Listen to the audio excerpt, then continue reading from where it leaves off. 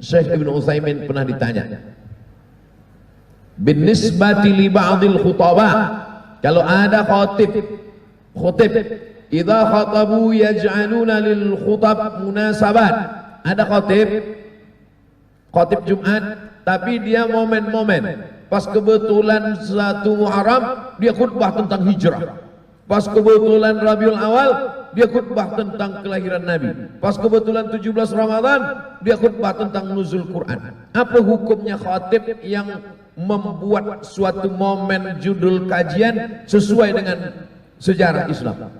Apa kata Syekh Ibnu Utsaimin?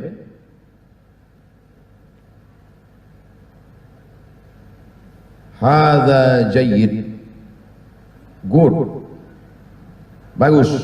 Hadza thayyib, bagus. Kan itu, misalnya saya ceramah, saya punya jadwal ceramah.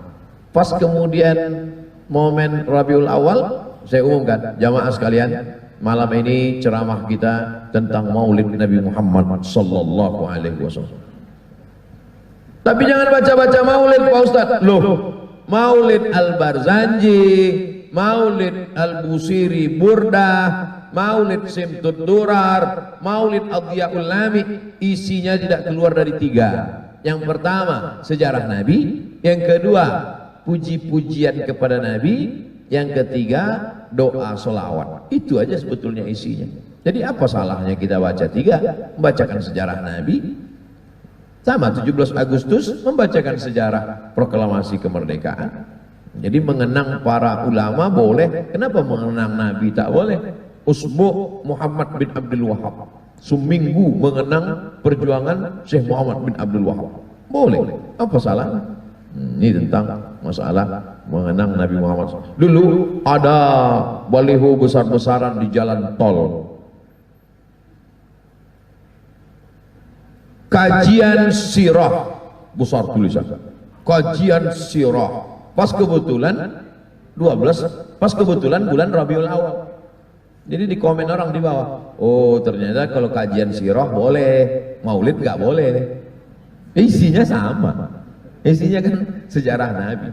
Ya, oleh sebab itu maka itu tentang masalah ke-33. Menurut Ustadz pribadi, bagaimana pendapat Ustadz dengan TikTok? Yas'alunaka 'anil TikTok fihi ismun kabir. Di dalam TikTok itu banyak dosanya, tapi ada juga manfaatnya.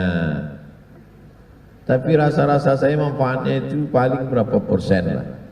Darul mafasid muqaddam ala jalbil masalih. Menolak mudarat lebih utama daripada mengambil manfaat. Jadi kira-kira apa manfaatnya? Saya rasa tak ada manfaatnya itu. Kalaupun yang ceramah-ceramah itu, ada juga saya tengok beberapa ceramah saya dijadikan orang TikTok, tapi dia menirukan ceramah tidak pakai jilbab. Itu kan mengejek, itu mengolok-olok.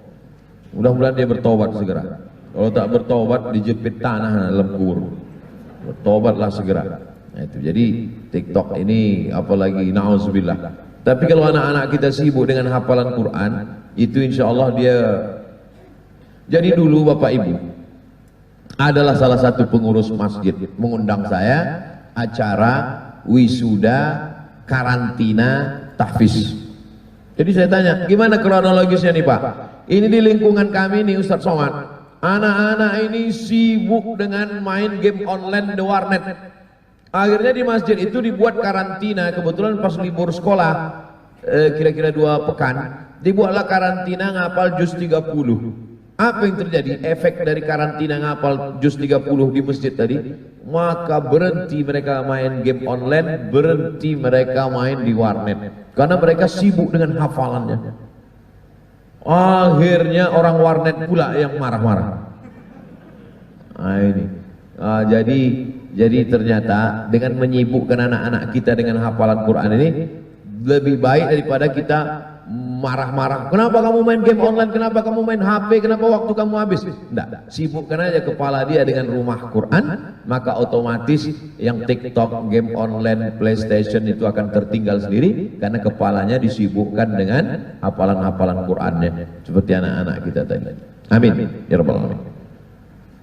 Apakah bayi yang baru lahir terus meninggal itu ditalkinkan juga Pak Ustadz? Doa untuk bayi yang baru meninggal, doa untuk bayi yang baru meninggal saja beda dengan Allahumma ja'alhu faratan liwalidayhi. Jadikanlah anak ini menjadi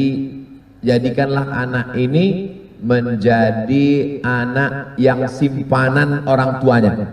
Maksud simpanan di situ adalah bekal orang tuanya menghadap Allah, karena anak kecil bisa memberikan syafaat. Nanti ketika disuruh masuk surga, anak kecil itu menarik orang tuanya.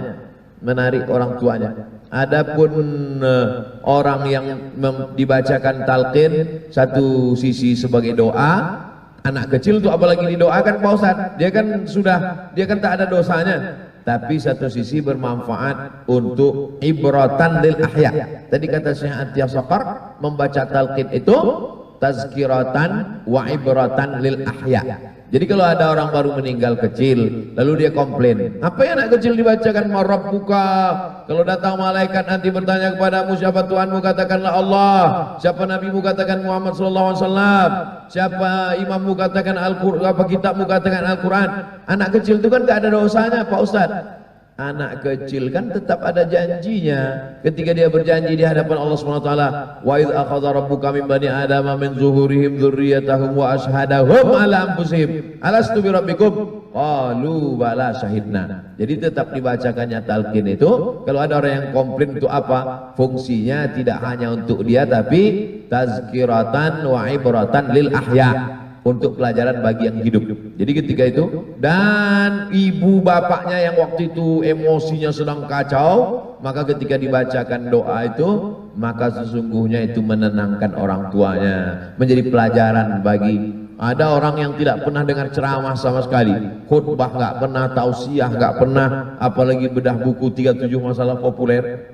Sekali-sekalinya dia dengar ceramah, itulah pas ada orang mati. Makanya itu momen paling bagus membacakan talqin. Sekalian, hai jamaah yang hadir di pemakaman ini, kalau datang malaikat bertanya kepadamu, siapa Tuhanmu? Katakan Allah. Siapa nabimu? Katakan Muhammad sallallahu alaihi wasallam. Apa kitabmu? Katakan Al-Qur'an. Arahkan itu. Nampak dia mana yang paling mabuk sakau, aku situ arahkan. Sekalian untuk ceramah, mumpung hatinya sedang terbuka, mumpung dia sedang takut kepada Allah SWT. Jadi manfaat talqin itu dua, satu untuk yang meninggal, satu untuk yang hidup. Tetap dibacakan untuk mengambil etibar pelajaran, momentumnya jangan sampai hilang. Wallahu a'lam.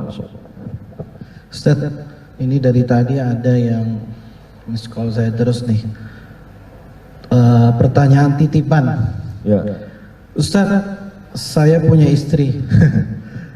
Katanya istri saya sering mengupload foto-foto di media sosial. Bagaimana hukumnya dan kaitannya dengan masalah ke-32 tentang foto, Ustaz? Masalah 32? 32, Ustaz. Baik. Terakhir ini. Masalah ke-32.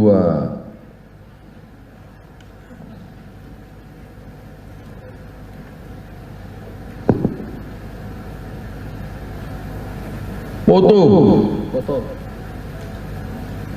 Amma taswir al-hadis al-an, adapun foto modern yang sekarang, alladzi yusallitu fil insan alatan, ada manusia yang menggunakan suatu alat ala jismin muayyan, dipakainya alat itu, fayantabi adzal jismu fil waraqah, dipakainya alat itu, lalu setelah dia pencet alat itu, cekrek, maka terbentuklah satu gambar alal waraqah, di kertas.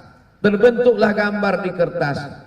Fa hadza wal fi haqiqah laisa taswiran. Ini bukan taswir, kata Syekh Ibnu Utsaimin. Karena yang dimaksud taswir itu membentuk.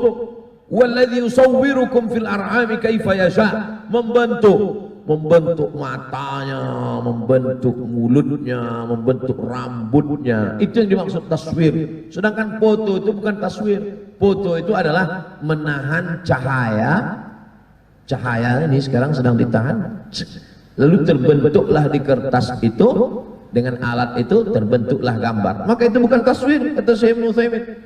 Laisa taswiran, li'anna taswir, sedangkan taswir masdar sawwara ay ja'ala syai'a ala suratin muayyanah, menciptakan sesuatu dalam bentuk tertentu. Hadzal ladzi iltaqatahu bi hadhihi al-alah lam yaj'alhu ala suratin muayyanah. As-surah al-muayyanah huwa bi nafsihi yukhattib al-ain, membentuk mata, al-anfa membentuk hidung, lubang hidungnya, bibirnya, kakinya. Itu yang dimaksud dengan yusawir. Jadi foto bukan taswir.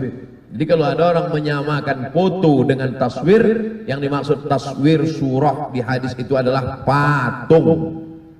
Patung. Adapun foto tidak.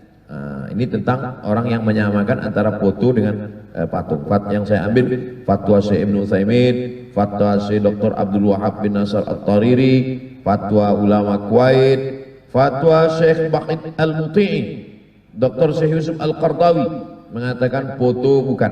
Adapun pertanyaan yang tadi sebetulnya kaitannya tidak, karena kaitan yang SMS masuk tadi ke Ustadz itu sesungguhnya bukan masalah hukum foto dengan patung, tapi yang ditanya foto istri dia di wall FB.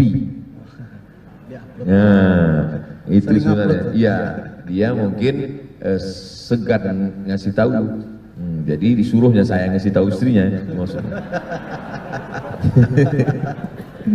Jadi kalaupun ibu mau mengupload foto ibu yang dengan bapak atau jauh posenya tidak memancing macam-macam, itu. Oleh sebab itu maka ini hanya menimbulkan fitnah saja itu. Fitnah. Alhamdulillah datang COVID, memasker perempuan semua sekarang.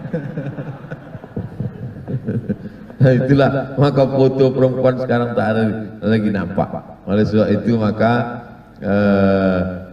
janganlah diupload foto. Nanti foto ibu diambil orang, dikomen orang, dipotong orang, macam-macam. Nah, itu. Oleh sebab itu insya Allah dengan yang saya sampaikan ini Bapak tertolong, Bapak tak perlu sampaikan, tinggal putarkan aja video saya ini ke ibu. Wallahu a'lam.